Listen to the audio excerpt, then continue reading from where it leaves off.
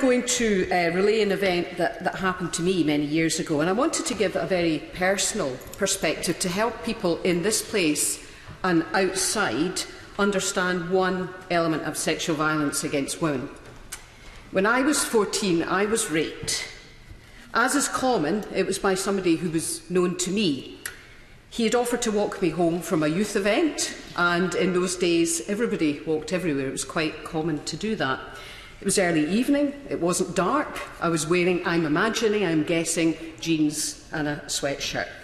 I knew my way around where I lived, I was very comfortable, and we did go a slightly different way, but I didn't think anything of it. He asked me, he told me he wanted to show me something in a wooded area, and at that point, I must admit, I was alarmed. I did have a warning bell. But I overrode that warning bell because I knew him, and therefore there was a level of trust in place. And to be honest, looking back at that point, I don't think I knew what rape was. It was not something that was talked about. My mother never talked to me about it. I didn't hear other girls or other women talking about it. It was mercifully quick, and I remember, first of all, feeling surprise, then fear, then horror, as I realised I quite simply couldn't escape. Because obviously he was stronger than me. And there was no sense, even initially, of any sexual desire from him, which I suppose looking back again I find odd. My senses were absolutely numbed, and thinking about it now, 37 years later, I cannot remember hearing anything when I replay it in my mind. Now, as somebody who's an ex-professional musician who is very, very auditory, I find that quite telling. I now understand that your subconscious brain, not your conscious brain, makes a decision on your behalf as to how you should respond, whether you take flight, whether you fight, or whether you freeze. And I froze, I must be honest. Afterwards, I walked home alone. I was crying, I was cold, and I was shivering, and I now realise, of course, that was the shock response. I didn't tell my mother, I didn't tell my father, I didn't tell my friends, and I didn't tell the police. I bottled it all up inside me. I hoped briefly and appallingly that I might be pregnant so that would force a situation to help me control it. And of course, without support, the capacity and resources I had within me to process it were very limited. I was very ashamed. I was ashamed that I had allowed this to happen to me. And I had a whole range of internal conversations about, I should have known. Why did I go that way? Why did I walk home with him? Why didn't I understand the danger? I deserved it because I was too this, I was too that. I felt that I was spoiled and impure. And I really felt revulsion towards myself. I, of course, then detached from the child up to that I had been. And although, in reality, at the age of 14, that was probably the start of my sexual awakening, at that time, remembering back, sex was something that men did to women, and perhaps this incident reinforced that early belief.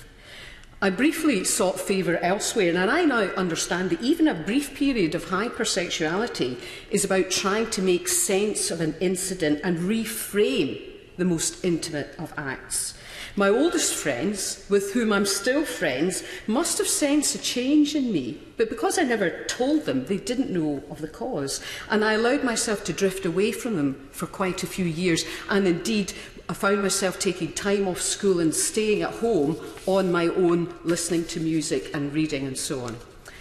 I did have a boyfriend in the later years of school, and he was very supportive when I told him about it, but I couldn't make sense of my response, and it is my response that gives weight to the event.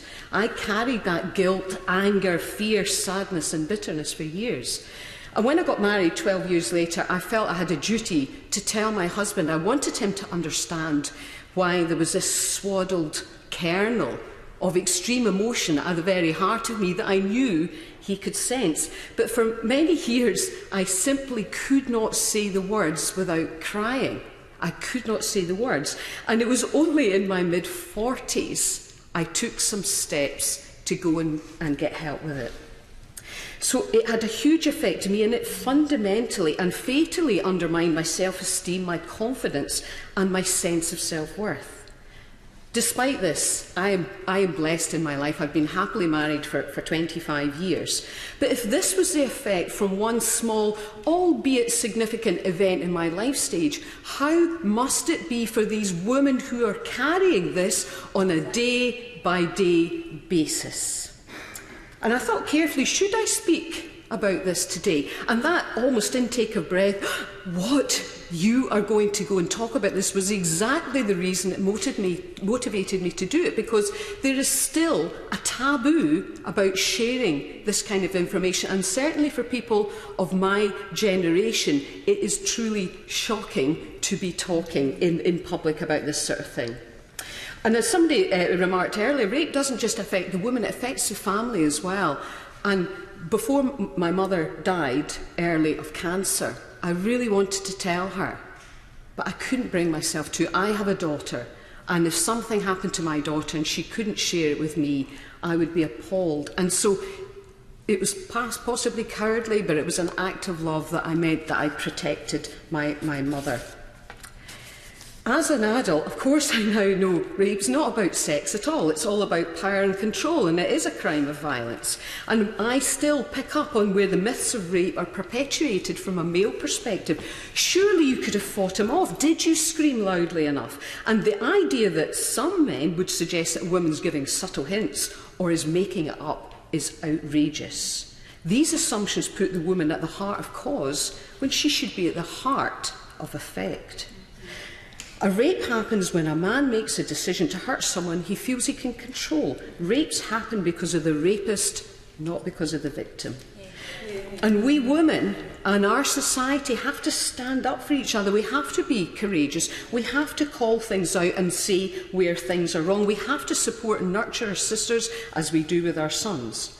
Like many women of my age, I have on occasion encountered other aggressive actions towards me, both in business and, in fact, in politics. But one thing I realise now is that I'm not scared. And he was. I'm not scared. I'm not a victim. I'm a survivor.